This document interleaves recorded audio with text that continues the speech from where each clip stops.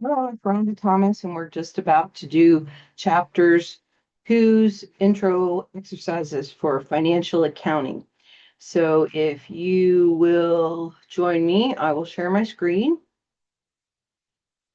I think of all the chapters, chapter two is the most important to get down and be familiar with and to build your foundation on for this class. Okay, so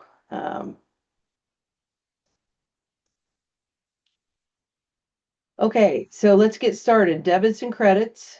Okay, we got through chapter one with the accounting grid at the bottom that drove everybody nuts across the screen. But I believe now that you'll appreciate doing debits and credits. I'm going to start off by just explaining a debit means left side, a credit means right side. It means nothing else. We're going to learn the normal balances of accounts. Okay. I use T account analysis for almost every problem I do in accounting. Uh, a normal balance means the side of the T account or transaction that causes the account to increase or go up. It's also the side that you expect to see a balance. So this is a T account here, okay? The debit side is the left side, the credit side is the right side. DR is abbreviation for debit, CR is the abbreviation for credit. So the kinds of accounts that go up or have a normal balance on the debit side are assets, something called contra equities, or this is an equity account called dividends, okay, expenses and costs, and losses. Okay, so what this means is if you can memorize or get used to assets having a normal debit balance, so does the dividend account. Expenses, losses will have a debit normal balance. If you can learn the normal balances of those kinds of accounts, then you also know which side causes it to increase. Okay, so all of these accounts, to make them go up, you debit them. To make them go down, you will credit them. Okay, so sometimes you just have to work with it for a while in order for it to sink in. Okay, the other side is the credit side. We have contra assets, which we will start to see possibly in chapter three, but they're accounts that must exist with an asset, but they have the opposite rule for a normal balance. So liabilities, equities, the two accounts that equity are talking about specifically is common stock and retained earnings. Revenues, which are your fees earned, your sales commissions, whatever the business wants to call income, okay? And then gains, okay? So here is a T account. This is the cash T account. Whenever you get ready to analyze a transaction, of course, we're going to draw two T accounts, but I want to make sure you understand how to calculate a T account. So if you identify the name of it, I would label it. It's going to either be an asset, a liability, an equity, a revenue, or an expense. Okay, so those are the five main ones. You've got, most of us have 5 fingers. So that's basically how it will work. Okay, so for example, this is cash account. Most accounts have a beginning balance, even if that beginning balance is zero. So some of the problems we're doing in chapter two, it's their first month of business. So it's really not surprising that the beginning balance is zero. Okay, but after that, the account will always have a beginning balance and always have an ending balance. Now, to make cash go up, because it's an asset, a debit is put in. If you lower cash, you credit it. So what you would do is add all the debits together, subtract the credits, and find your new balance. The beginning balance, okay, so I just want to make sure you kind of think about this just a moment too. The beginning balance of an account And then when we figure out what the ending balance is of an account, now if that's the end of the year, then this actually becomes the beginning balance of the next year. If this is the ending balance of cash for a given month, then it actually becomes the beginning balance of the next month. So you must always think about that. I've got kind of a recipe when it comes to chapter 2. As far as getting ready to do journal entries, any transactions actually, getting ready to do transactions. Here's what I suggest, and I'm going to try to follow this as closely as I can. Start with 2 T accounts, label 1 debit, 1 credit, okay? Because no matter what, when you're working with a transaction, no matter how many accounts you have, all your debits must equal all of your credits. Now, you can never have less than 2, but you can have more than 2 accounts. You're going to analyze the transaction activity for accounts to include, such as, does the transaction involve cash? Cash is a pretty nice account to lean on when you're first learning accounting, because you can imagine cash going up when you receive it. You can imagine cash going down when you pay for something. All right, so we want to make sure we know what accounts are involved in the transaction. Then we're going to record the transaction into T accounts to make sure your debits equal your credits and to make sure we know what accounts we're going to use. Then we're going to use a general journal. General journal. Okay, a general journal simply has kind of like a diary. It's got the date of the transaction and what happened, what was debited, what was credited. Okay. Once a journal entry is finished and it's accurate, then you post that journal entry to something called the general ledger. Don't let these two make you confused. Just ignore the first name and focus on the second name of this general journal. So a journal, once again, is just a date and what happened. But the ledger itself is where those accounts, the account balances are calculated and they're held, right? So when I look at a T account here, this is really the ledger. Okay, yes, we're trying to figure out what causes cash to go up, what causes it to go down, how much. But when I'm finished with a journal entry, you actually have to post it to the general ledger. And we're going to walk through a problem or two that works with those. Okay, and it can be very complicated. I highly recommend that when you're working with accounting, that you try your best to minimize distractions and noise, because it doesn't take much to get distracted. And when you do, you oftentimes will find yourself making errors and taking longer. Okay. As you can see, I use Excel a lot and I don't expect you to do it. You're more than welcome to do it if you want. I encourage you to try it. Um, it, I know it takes a little while to get used to it, but I can, I like having notes about my transactions so that if I make a mistake, I can pretty easily go back and retrace my steps to see what I did wrong. Okay? And in this world of fake news and people not being honest and people not, you know, I think you're going to find more and more uh, you have to justify what you're putting down in accounting. And I think you would want to, because you need to be able to have some work papers or calculations where you can check your work and make sure that what you did was what as accurate as possible. Okay, as accurate as possible. So the last step then is once you post to the general entry, you're going to post that general entry to the general ledger. Then you calculate the new account balance in the general ledger. Okay. If you come across the word prepaid with an account, it is always an asset.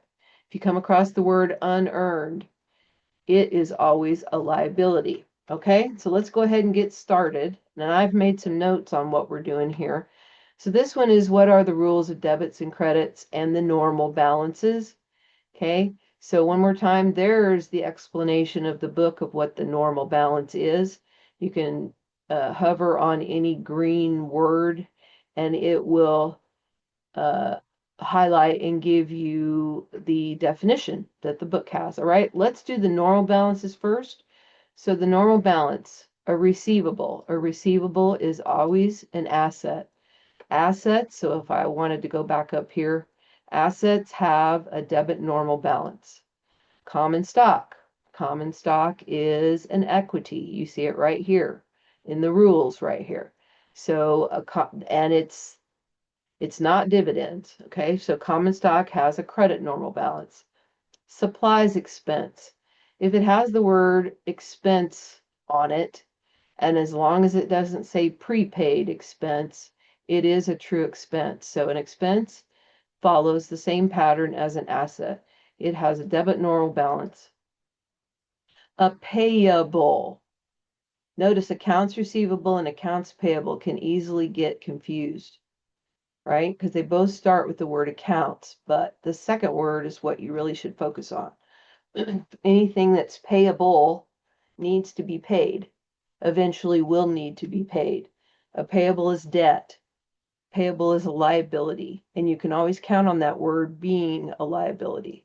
Okay, so we have a credit balance because liabilities are the opposite of assets, right? Insurance expense, same as supplies expense, debit balance. And then finally, here's our one and only revenue on here. So fees earned, when we get into products, our revenue account will be sales. I've seen sales commissions.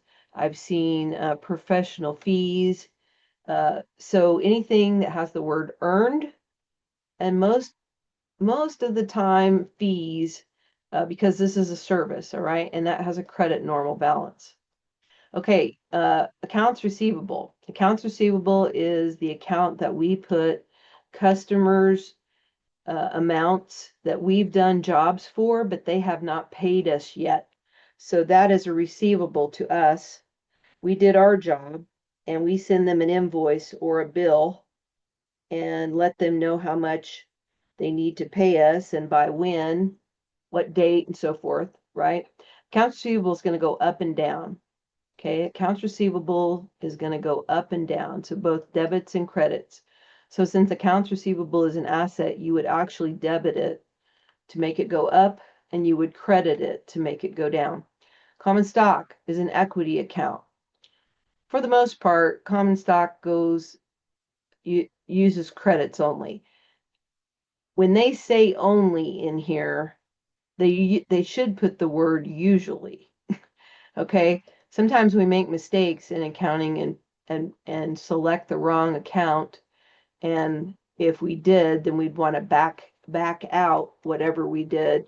So there's always a chance that there may be some entries in an account that might be not normal, but there's reasons for it. Okay, most expenses, most expense accounts have debits only. Okay, if we have to fix something, then that would be the only reason we would use a credit. A payable. A payable is a liability, right? So a payable is when we get something that we haven't paid for yet, then we'll put the payable in a liability account until we're ready to pay it or until it's due. So we are constantly most businesses put all their bills in accounts payable first and then pay out of accounts payable when they do checks. Okay, so both debits and credits. And then finally, fees earned. For the most part, it's going to be like expenses. Credits only and debits only if we need to fix something. Okay, so I went ahead and I think showed you pretty much all of this. I had miscellaneous expense. I even had dividends on here. Okay, if dividends show up, then that is an equity account. Its normal balance is a debit, which is opposite of the other two equity accounts. Okay, onward we go. Let's check our work, make sure it's right. I'm going to go pretty fast through these because you can stop or speed it up as you need to. Okay, now these are all algorithm problems. What this means is you're going to see me do a set of numbers, but you're going to need to make sure you follow the numbers you have been given.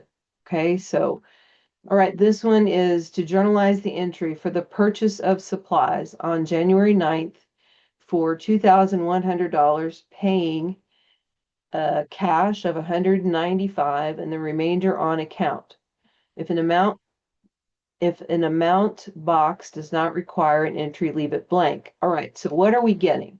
Okay, here is my little T account analysis. We are getting office supplies of $2,100. Okay, we are paying cash of $195. So the remainder, now I've got a formula in here, whoop, but the remainder is the amount we're putting in an accounts payable, and then we'll pay this off when it's due. Okay, so what did we get? We got supplies. Supplies is an asset. It has a debit normal balance. Put the amount in. We know cash goes down. Now be careful. I have this labeled wrong. The normal balance of cash is actually a debit, but to make cash go down, you credit it. Okay, so that takes some getting used to. Also, I highly recommend that you say these things out loud to yourself. There is something about hearing it and reading it together and practicing it that seems to work pretty well. Okay, the rest is going to accounts payable, and I have 195 here, and I have 1905 here. Now you check your numbers and make sure they're right. This is what a journal entry looks like. It has the date. They did that for us. I just took my analysis here, and this got me prepared to put this in. This is a journal entry. The next step for this would be to post this. Now, they're not having you do that in this problem, but you would go to the supplies account in the ledger and you would make supplies go up $2,100. You would go to the cash account in the ledger and make it go down $195, and then accounts payable in the ledger would actually go up $1,905. Okay, like I said, we are going to be doing a big problem that shows the ledgers, but I'm trying to get you used to it. Let's check our work and move on. Okay, we're ready for number 3. Okay, number 3 says, journalize the entry on March 31st for cash received. Why are we getting cash? For services rendered. So that's for doing a job. We're going to receive $15,000 cash. So let me put that here. Okay, and why? Because we did services rendered. I believe they're using fees earned.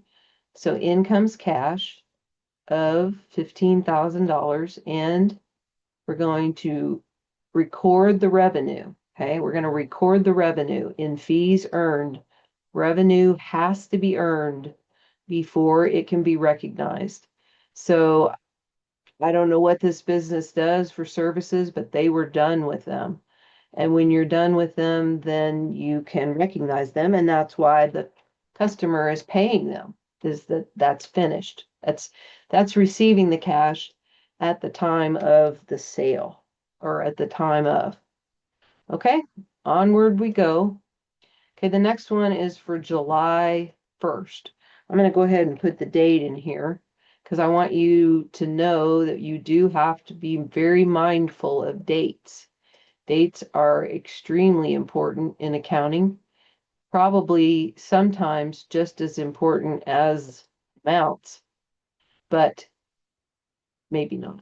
So let me go ahead and put in July 1st here. All right, we want that next to the entry. All right, journalize the payment of dividends. July 1st for $10,000. So dividends are not expenses. Okay. When we pay them, we are paying the owners, the shareholders, some earnings. Okay. Paying some earnings. So $10,000 is the amount I have in this one. We're going to make cash go down $10,000. So we put a debit to dividends. Remember, this is an equity account, but it's got an unusual debit balance. And I did this wrong again.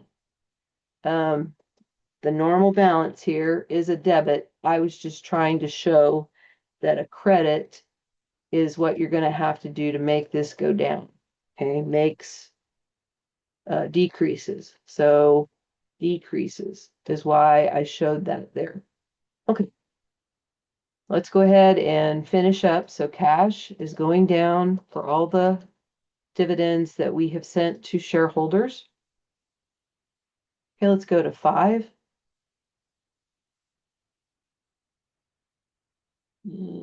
Oh, I forgot to check 3.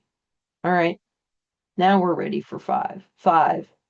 Now this is a little bit more of a challenge. Okay, so sometimes we have to look at accounts and figure things out. So we find a lot of unknowns in accounting. So you do a lot more private eye work than I think you ever thought you would. So this is October 1st, right? So we're looking at October. And like I said, I'm trying to make sure you understand the importance of dates. Okay, October 1st, nope, here. So 10/1. That's when our beginning balance was. Let me put that there.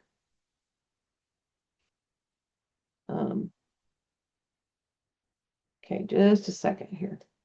We'll take it out of there. I want you to know that the beginning balance is on 10/1. Okay, 10/1, and then the ending balance is at the end of the month, which is 10/31. So you're going to have to know. You're going to have to know uh, the number of days in a given month. Yeah, may not seem like a big deal, but a lot of people don't realize that there's actually only 4 months that have 30 days. Yep, only 4 months have 30 days. April, June, September, and November are the 4 months that have 30 days. Now, February has 28 or 29, and the rest have 31. So, yep, you got to get used to that if you haven't ever really heard that before. Okay, we're looking at the supplies account. Supplies account is an asset, has a debit normal balance. The beginning balance in October was $13.95. Okay, we purchased more, right, in the month of October. So $35.20 is how much we purchased. Now, anytime you see a little asterisk next to the word available or avail, this is how much supplies we had in total for the month of October. When we went out and counted in the end of October, we counted $1,418. Okay, $1,418.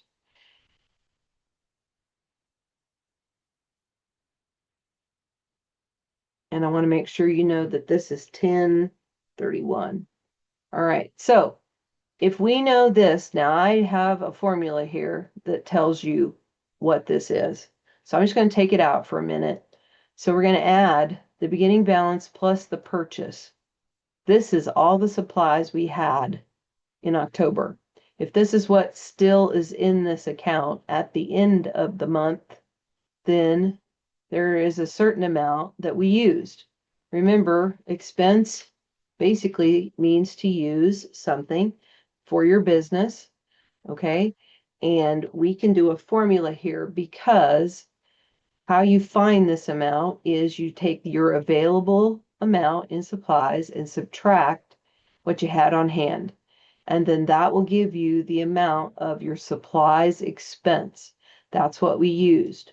Okay, so I'm going to go ahead and put the word use there. I'm going to do a formula now. I'm going to take the available and I'm going to subtract what was on hand. So the amount of this expense is 3,497, and this is where we put that expense in. So this is going to get debited, and this will get the credit so that the accounting of this supplies asset will reflect what we counted at the end of the month. Okay, so once again, this is in the general journal. So then if I wanted to do, let's go ahead and put that amount in, 34.97. So you figure your amount and put it in. Now I'm going to show you what the journal entry would look like. Okay, this is going to be on October 31st. I'm sure you've probably heard of month end at businesses. Month end, there are a lot of entries to make at a business's end, usually at the end of the month, at the end of the quarter, at the end of the year. Okay, so this is going to be supplies expense, and it's going to get $3,497. And then supplies goes down by that same amount. So this is the entry to show we use the supplies for the month of October. And now that this is the end of October, guess what the next day is? The next day, okay, and I'm going to put a little note about this just to help you think about it. Took me a while to realize this because nobody really said anything. So the end of October, the next day is November 1st. Yep. And so what was the end of October becomes the beginning of November. Okay, so 11/1 is also the balance. So when we have a beginning balance in November, okay, we're going to show that it's $1,418 is the beginning balance in supplies. And then we'll do this all over again to see if we used any supplies for the month of November. Okay, onward we go. Let's just double check. Got that? All right, we're ready to go on to this one. If you have trial balance errors, okay, so I'm going to go pull a trial balance so that you can see it. When you come across a problem that requires you to look at something, it's good to have a picture of it before you just get, okay, so let me go see if I can find a trial balance here without, okay, so I'm going to go to the ebook. And I'm just going to make a little picture of a trial balance. So a trial balance is when you're finished with journal entries and posting to ledgers, you want to make sure that all your debits and credits balance. So all your accounts, debits and credits. So I'm going to take a little picture of this. This is a trial balance, and I'm going to put it up here with this problem. I love the snipping tool, and I will bring this in here so that we can have it. At least I think so. Yeah. So copy, and let me put it in here, and I'll make room for us to do this.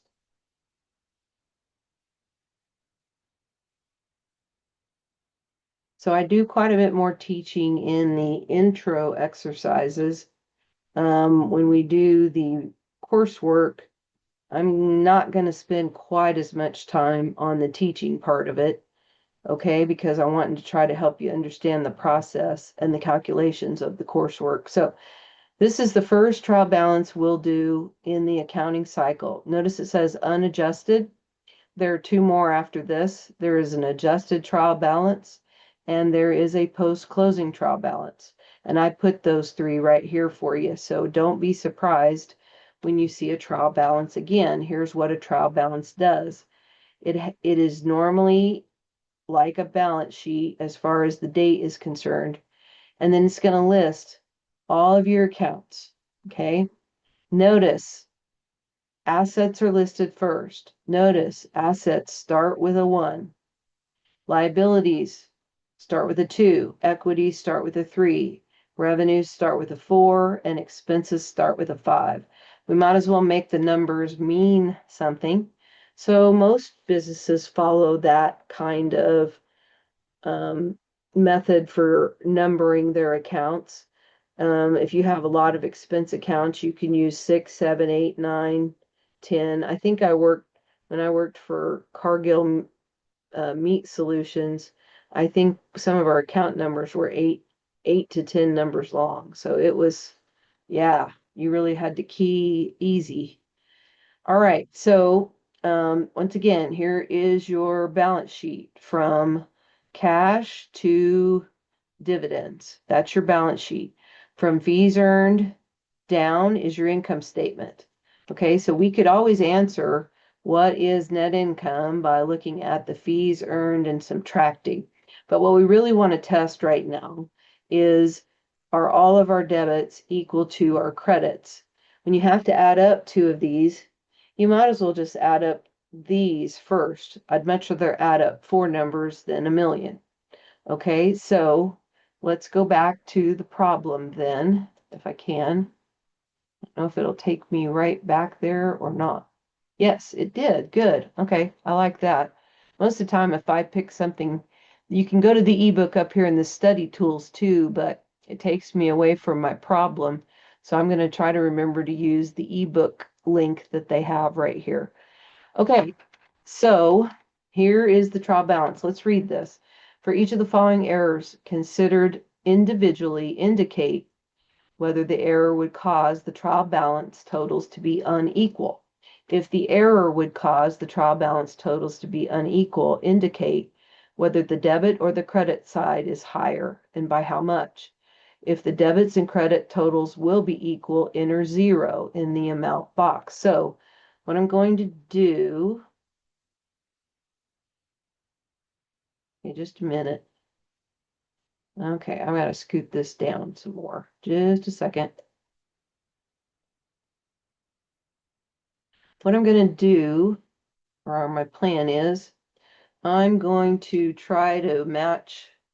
All right, so if you have a debit balance here and a credit balance here, and you're making 1, right? So this is what it says. The receipt of cash on hand was $2,700.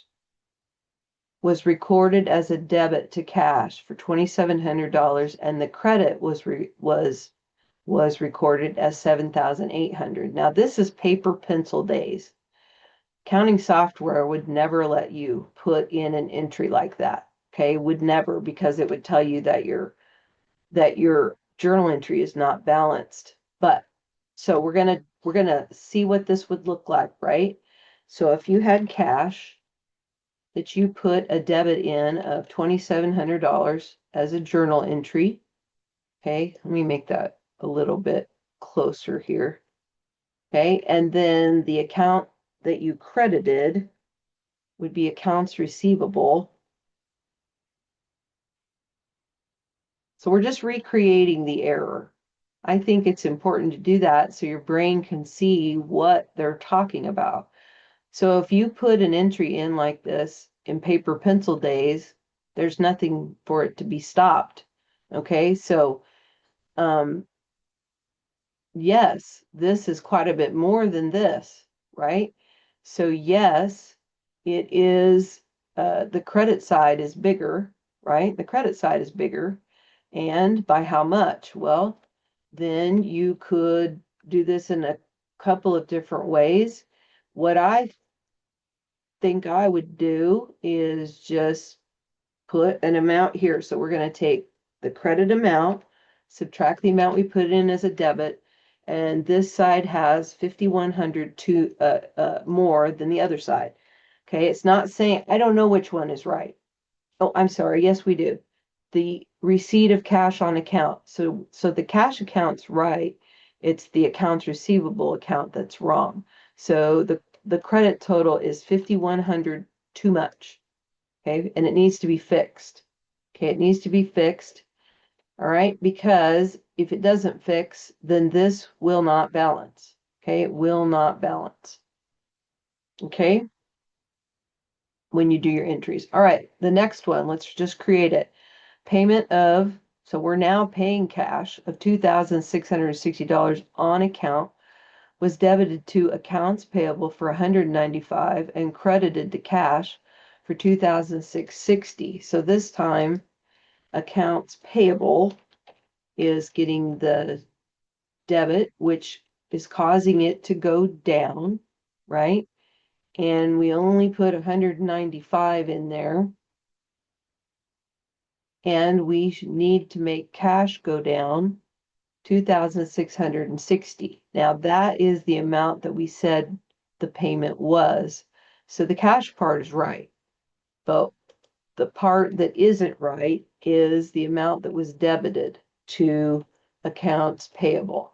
And it's off by 2,465. So the cash account is higher, but it's right. Okay, the cash account is higher, but it's right.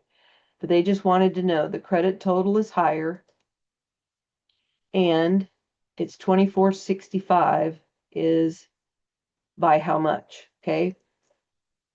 Now this last one is a payment of cash for the purchase of equipment was $12,100. They debited supplies. So I'm just recreating what happened, and they credited cash. Okay. Now these balance, they do balance. Okay, so you're just answering debits and credits balance on this one. So there is no difference. However,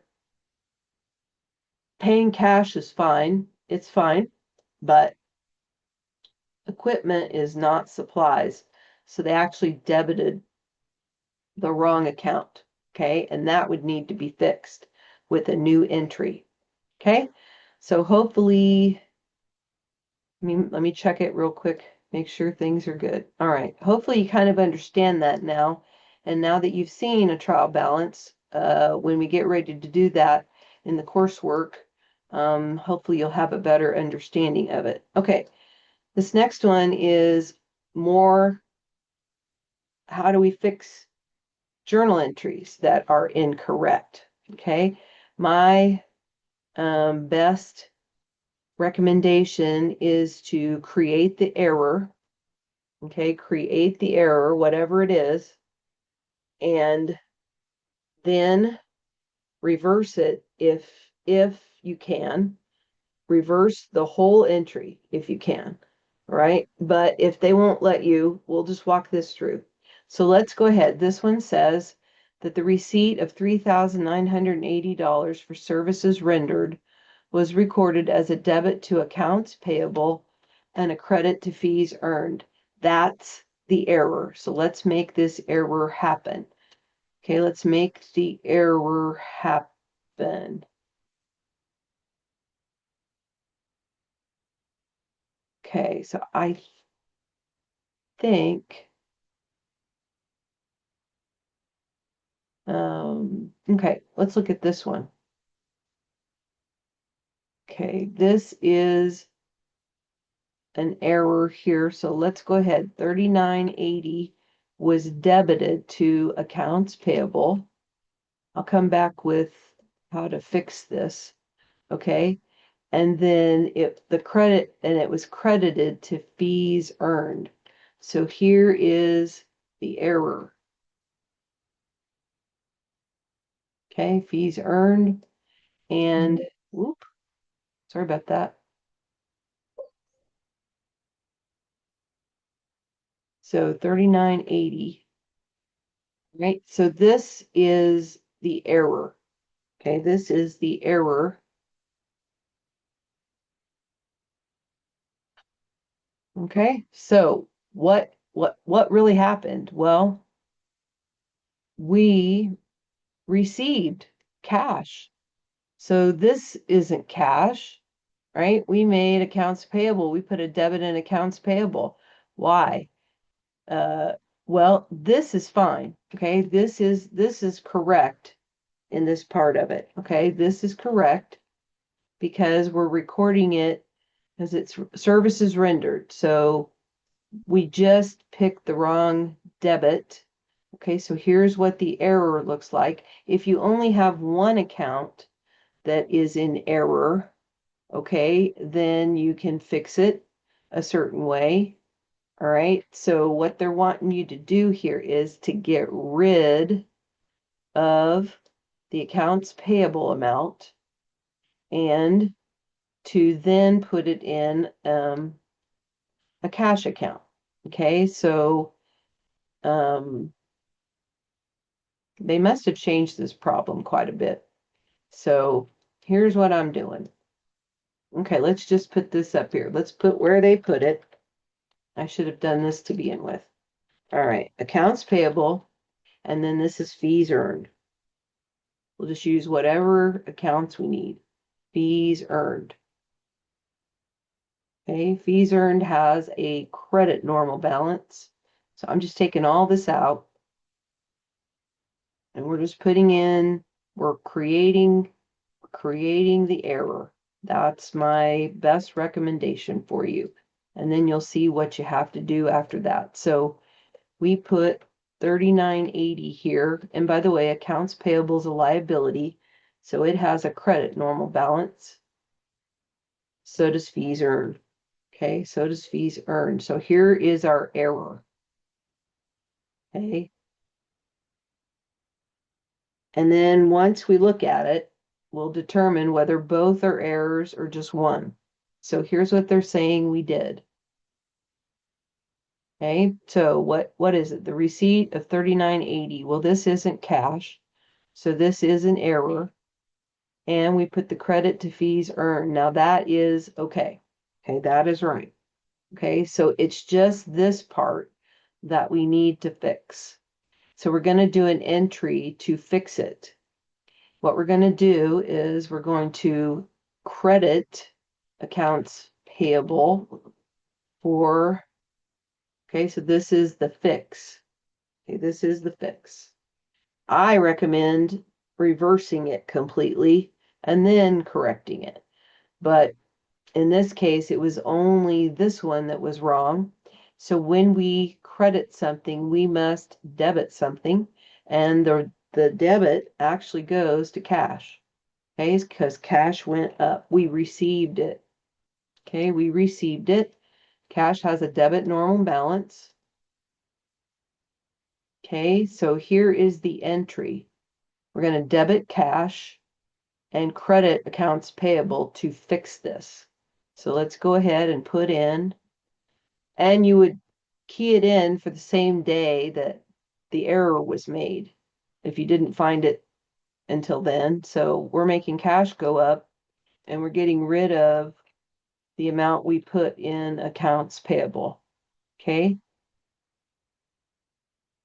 Okay, so there is the first, that's A, and now we're going to go to B here. So let me put A.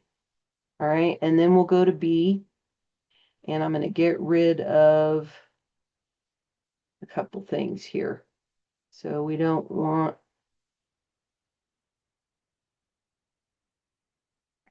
so we can use these accounts here. Like I said, they must have changed the problem, and that's okay. The way it's not the same every time. No border. All right, we may want to use all four of these. I just don't know. That's okay. I haven't read it yet. All right. So the first thing, the purchase of office equipment of $1,190 was recorded as a debit to miscellaneous expense and a credit to cash. So create the error. So we put it in miscellaneous expense. An expense count has debit normal balance on the left side. Okay, and then we credited cash. Okay, so credited cash.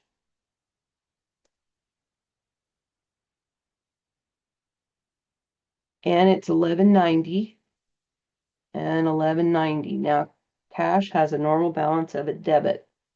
Okay, what really happened? We got office equipment. Did we pay cash for it? No. We should have created a payable for it. because we bought it on account. We bought it with credit. Okay, so this is completely wrong. So let me put the word error here. The word error. Okay, now we're going to reverse. Okay, this is how I would fix everything. And some businesses don't want you to do it any other way, but we're going to do the way the book wants you to. How do you reverse something? Just completely put in the opposite. Okay, the opposite, because neither one of these accounts are correct. Okay, so we're going to back it out and we're going to back it out. Oop. And we're going to put reverse. Okay, this is the reverse entry. So we want to debit cash to reverse it. And then we want to credit miscellaneous expense. See, that would be a credit to an expense account when we said that those normally only have debits. But because we made an error in the accounts that we chose to make the entry, we have to fix it. Okay, so now here comes the fix. Okay, what did we get? Office equipment. And we did that on account, and I'm assuming it's accounts payable because they didn't say it was a notes payable. Oops. Okay, so this is correct, or this is the fix. Okay, 1190 and 1190. Office equipment has a debit normal balance because it's an asset. Accounts payable has a credit normal balance because it's a liability. Okay, so that's how it should be now. Okay, so let's fill in where it really goes. So office equipment and accounts payable. Okay, I think that is correct. I think. Okay, we have one more. Okay, 8. Okay. Okay. 8 is horizontal analysis. Okay. Okay. So here we have horizontal analysis. You have financial statements with lots of numbers on them, but they don't tell you much of a story unless you could see history, like last year's financial statements or another company's financial statements or something. Okay, so you have no idea whether that's better than it was last year or you don't know anything. It doesn't tell you much of a story. So this analysis is more valuable once we know as long as we have accurate numbers in our financial statements, we can start to tell a story of what's going on with the numbers. So this is called horizontal analysis. Horizontal means left to right. Okay. You're going to learn the percentage change formula. Okay. It's real difficult, which is, I'm being sarcastic. It's the newest number minus the old number divided by the old. This is a division problem. A lot of your analysis is. So I'm going to put in, now notice, our newest year is on the left, our oldest year is on the right. So you got to make sure that you've got the direction that they're going. I'm going to put fees earned in here. I think I've already got it. And the year before. So the first one is just the dollar change. What is the dollar change in fees earned from last year to this year? Well, we have an increase. We have an increase of 361,000. Okay, 361,000. Now, how you find the percentage change is then you divide that amount by the old number. Okay, by the old number. Then you get a decimal. And then you take that decimal times 100%. Okay, whoop. Whoop, let me go back. Because you want to put it in as a percentage, not as a decimal. So this changed 19%.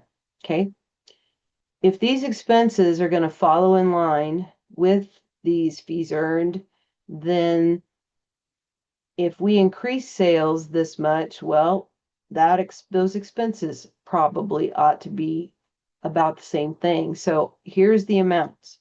The amounts of the expenses from this year and last year. Here's the change. So what this means is it has gone up.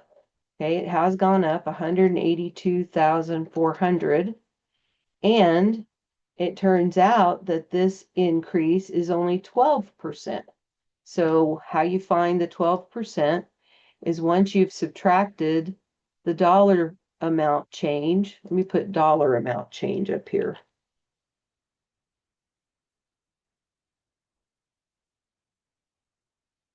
Then you can figure your percentage change. All right. And then let's go ahead and put down what is the difference between the net income from last year to this year. So 178,600. But what's interesting about this is look how much of a change net income was compared to fees earned. Okay. 47% difference. So let's say that, okay, this is the end of the year and this company, this Paragon company, they're having a year-end party for their employees, and they go back and they look compared to last year. Hey, the sales force did a really good job. They're up 19%. But let me tell you who else did a really good job. The purchase department, the accountants, the whoever uh, whoever is spending this money did a good job of bringing the expenses down, because if this really would have stayed the same as last year, then this would have actually increased 19% too. Okay, 19% too, but it only increased 12%. So we got two things going on here: more sales and lowering costs. Okay, so that makes for a much bigger percentage when it comes to your net income. Okay, and you'll learn more about that in managerial accounting. Okay, managerial accounting, that's what this is. A little bit of that. That's it for our intro problems. Let me make sure I got it right. Okay, good. All right, we're moving on to the coursework. So I'm gonna stop this video for now. Okay, so we'll see you back for the next video. Okay, thanks for hanging in there.